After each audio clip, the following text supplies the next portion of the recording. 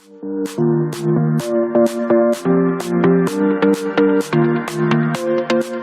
morning, students. Today we shall do electoral reforms. Earlier, we learnt about the Election Commission conducting the elections, the different methods like direct elections as well as indirect elections. While conducting elections, there has been lots of problems which has been cropping up. In our democratic country, in India, we have been having, or rather facing, a lot of problems like rigging, booth capturing, impersonation, etc.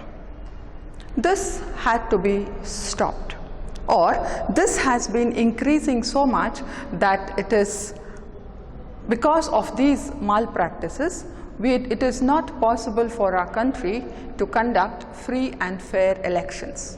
In fact, the goal of the Election Commission is to conduct free and fair elections, which is not becoming a reality because criminals are entering into politics. Whereas those who are genuine, those who want to really serve the nation, do not have the money. Those who are educated, those who do not have the money, they cannot enter politics. Those who are not educated, they have lots of money, they enter the politics where they have a criminal background. And this is not a good sign. Hence, we have looked into or tried to find out various solutions to stop the wrong activities taking place in the political fields. And they have set up a few committees. One is the Santanam Committee, the Vanchu Committee. People are fed up of this violence and Gundaism during elections. To stop all this, they had set up a few committees to rectify the problems which is being faced in our country. And they have set up a few committees called as the Vanchu Committee, then the Tarakunde Commission, then there was also the National Commission. They made certain recommendations, and these recommendations have been implemented in our nation. And to a certain extent, we have been able to reduce impersonation, booth capturing, rigging, etc. Now, the first reform, what was recommended and what has been implemented, which is very successful, is we also call it as the EPIC, Electoral Photo Identity Card. Every candidate conduct free and fair elections. The Electoral Photo Identity Card has been introduced.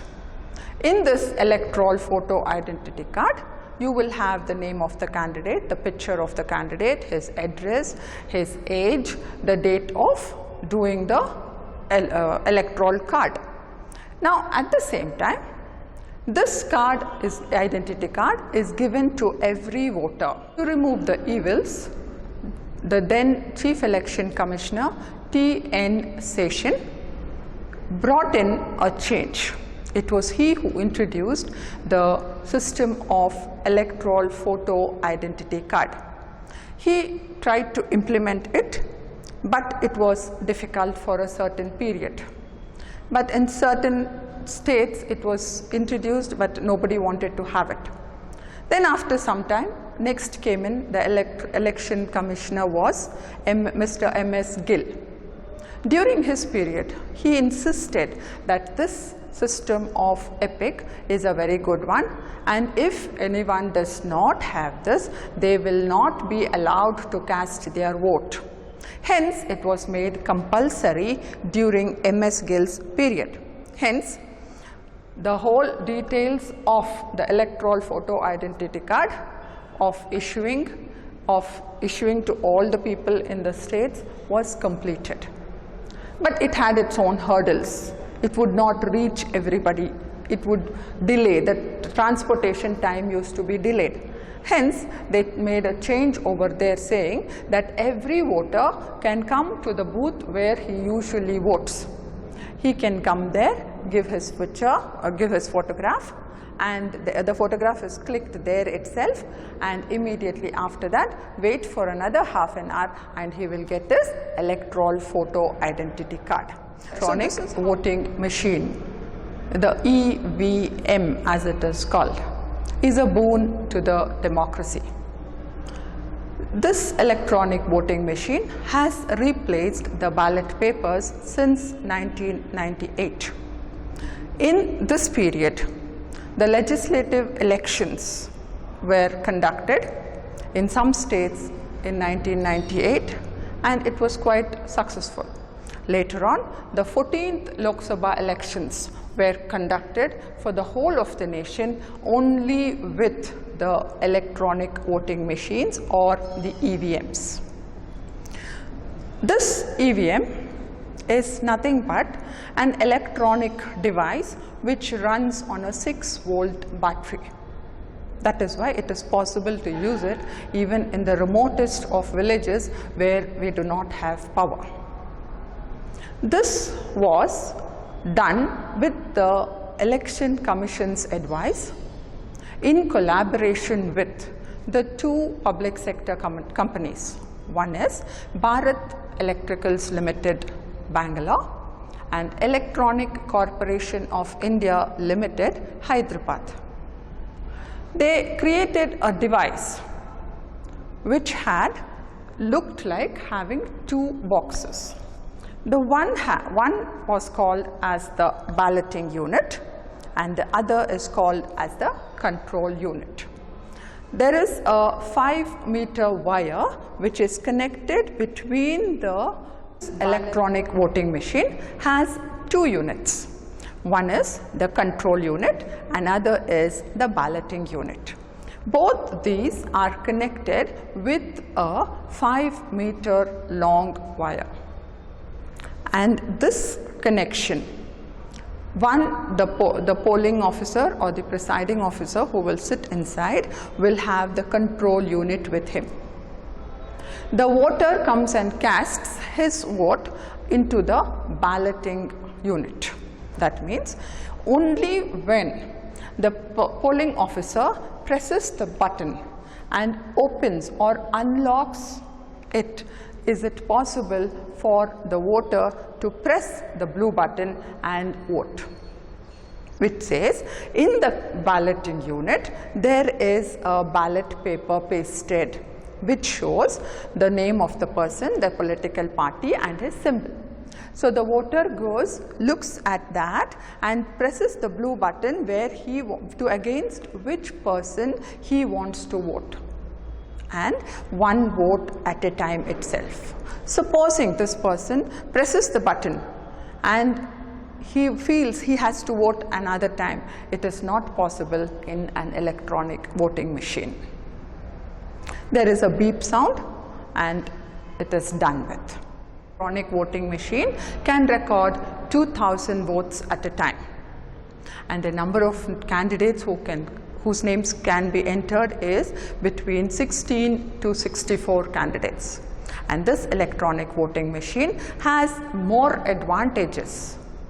This is a very simple system, and the advantages of an electronic voting machine are more. Hence, it is a very successful reform which has been introduced. Coming to the first advantage, it is quick, it is fast. It finishes the counting within 2 to 3 hours, whereas the same amount of votes which used to take 30 to 40 hours, sometimes 2 days to finish the counting. The result is accurate, the time is fast, so the electronic voting machine issues the results very soon. Next is, it is economical. It is not very costly. It reduces on the number of paper used. The number of ballot papers are reduced. For example, for ballot papers, we used to use 10,000 tons of paper, which meant 2 lakh trees. Now this has become eco-friendly. This has become eco-friendly, hence it becomes very economical. We are saving on the trees as well as on the paper. Now it reduces the amount of transportation. It reduces on the time because it is easier. You carry only the electronic voting machine and you deposit into the polling stations. Hence it is economical. An electronic voting machine follows the principle of one man, one vote. A voter goes to vote, and when he is casting his vote, he gets to know when he has to vote. Immediately after that, his second thought says that he has voted for a wrong person and he wants to vote for somebody else. But by then the vote is registered and he cannot open it anymore because it is locked. That is why one man gets to vote only once. Next is, it is a simple procedure. No invalid votes takes place. It is a very simple procedure. Even a common man, even an illiterate, a person who is not educated, also it is easy for him to vote. Because there is the polling officer opens the lock, the voter goes there, listens to the beep, presses the button, casts his vote, and he comes out, and that is over. So there is it's a simple procedure, plus there is no invalid votes at all. In a ballot paper, what happens is a candidate, names are there in the voters list, a voter goes, casts his vote, again he feels it is wrong and he cuts that and he puts a tick in the other person's name, and this goes against. So that vote becomes invalid, whereas in an electronic voting machine it is not so. Hence we can say electronic voting machine is very, very useful. The voter verifiable paper audit trail, or we call it as the VVPAT machine. This is a new device which has been introduced recently, which only tells us whether we have voted for the same person because there is a print there. Now we go to the ballot box, cast our vote, that is, press the button on the EVM. Immediately there is a smaller machine which is the VVPAT machine just next to the electronic voting machine. Immediately for the next 2 seconds, to the person whom you have voted, its name comes on print over there. You can just see it and clarify for yourself if you have voted for the person whom you wanted to vote. Next topic is mandatory disclosure of antecedents. When a candidate goes to contest, he has to file his nomination papers before. While filing his nomination papers, he has to give details about his education, his criminal background, as well as his property details. This is one of the new reforms what has been implemented. This is done to facilitate the right candidate to contest and to restrict a person with a criminal background. For this, we have criminal antecedents. A criminal has amassed a lot of wealth in the wrong ways. Hence, he contests for election because of his money power. If he gets elected, he becomes our representative. Then it will not only be a mockery for our democracy, but it will be like providing a license for him to continue with his illegal activities. This has to be stopped. Some of the criminals have been in jail, some of the criminals have been acquitted, some were convicted. All these should not be allowed to contest for elections.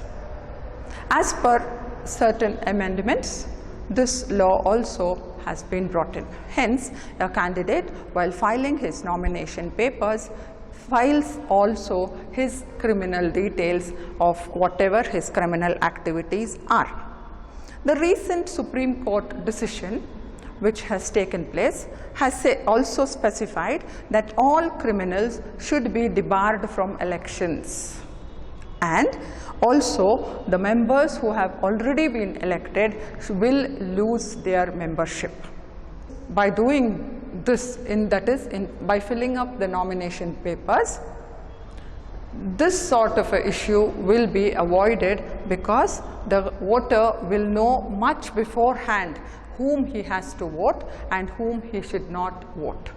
He gets the knowledge by these details if it is given in the nomination papers itself. Later is the eyes and ears of the people.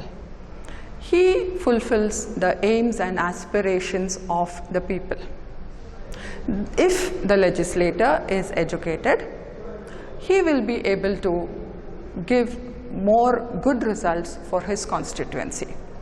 That does not mean to say that an educated person is good and an uneducated person is bad. No, it is that an educated person will be doing more good for his constituency, whereas an uneducated person may be an impediment towards the growth of the constituency. We have no fixed qualification for education. Hence, it tells us if the candidate, while contesting for elections, in the nomination papers, when he gives his educational qualifications, it becomes easier for the voter to decide on whom to vote and whom not to vote. So from the angle of the voter, it becomes easier and simple.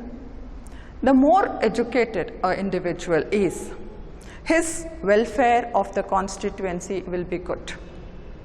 The general quality of discussion in the legislature will be good. Now, for example, if we look at the structure of all our politicians, some of them are 3rd standard pass, 5th standard fail, 10th standard pass or 10th standard fail, but at the same time we also have postgraduates in various subjects. At the same time we also have law graduates as our politicians. So this is how the actual structure is. Now, to fulfill the aspirations and ideas and aims of the people, we need to have more and more educated people entering the political arena. Next, coming to the property antecedents. Property antecedents is where, while filing his nomination, a candidate puts forward as to how much of property he owns.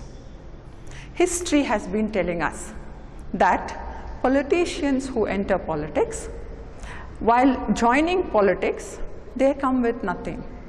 But within a few years, they have all the riches. How is this possible? How did it happen? Now this shows that money power brings in success in elections. So money power and muscle power plays a lot. Now some of them are not educated. They want to serve the nation. They do not have the money, so they do not come into politics.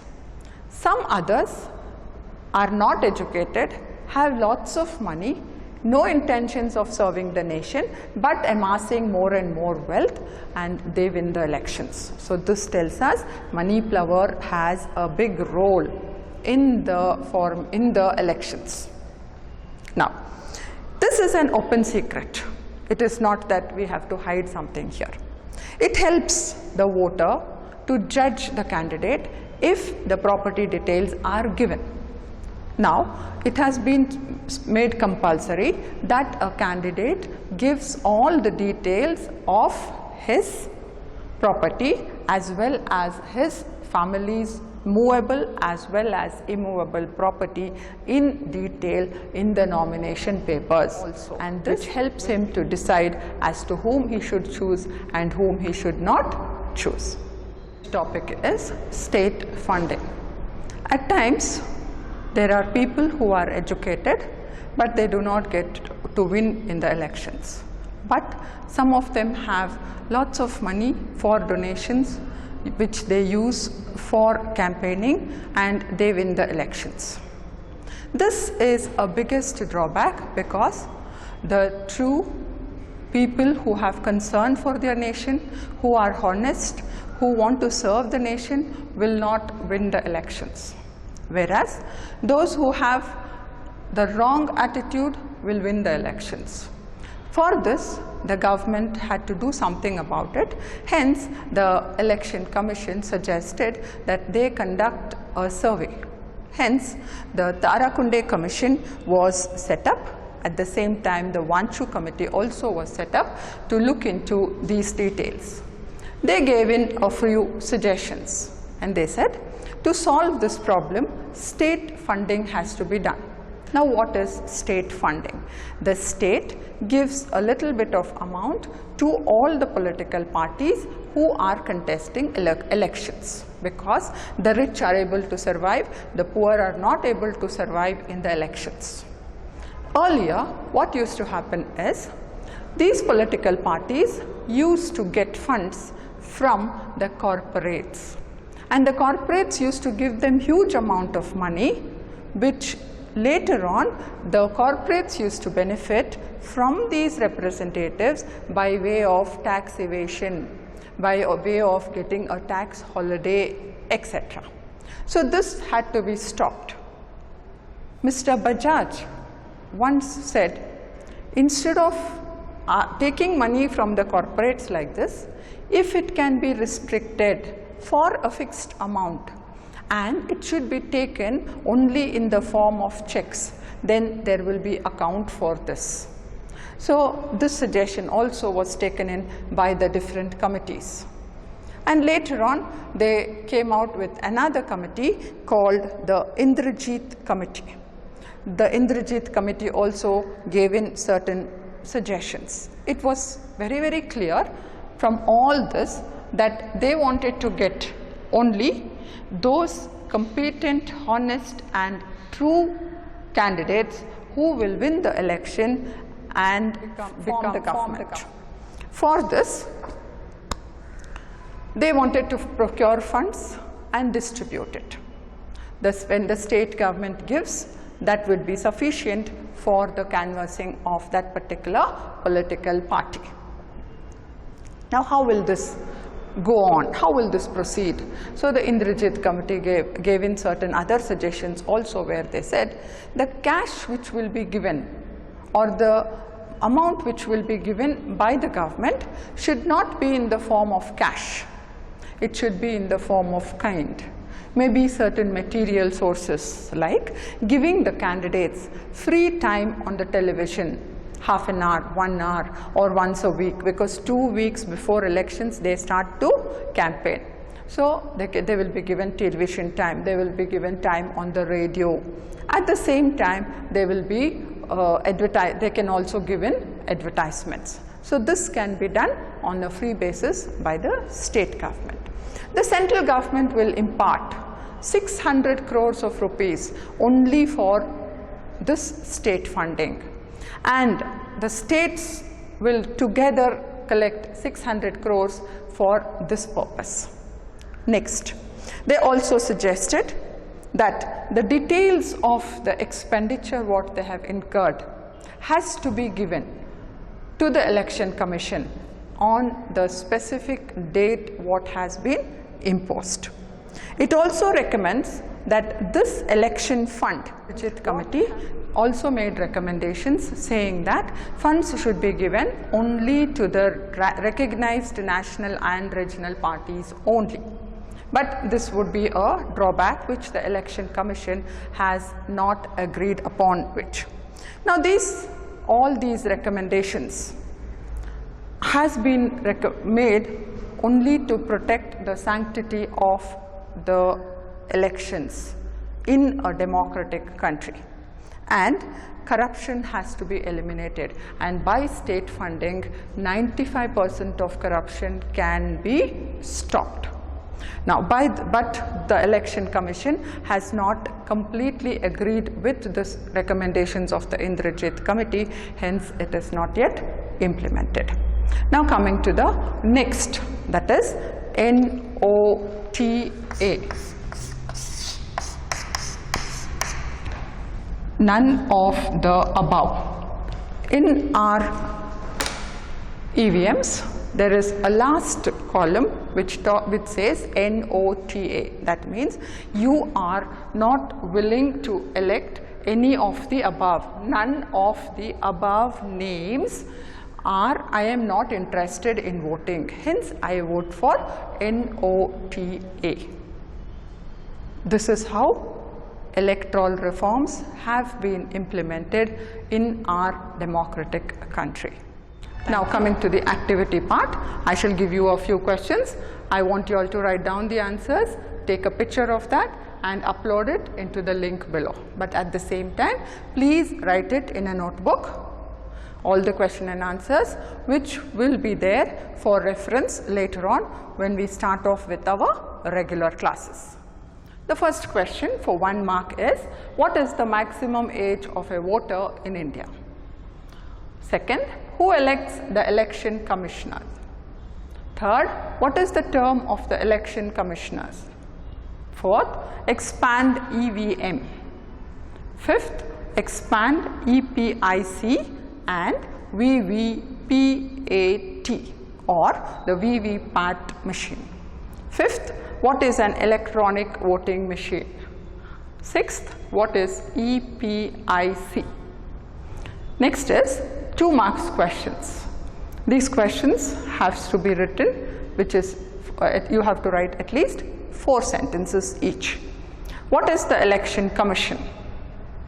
Second, state advantages of electronic voting machine. Third, name the mandatory disclosure declared by the candidate during elections. Thank you. Have a nice day.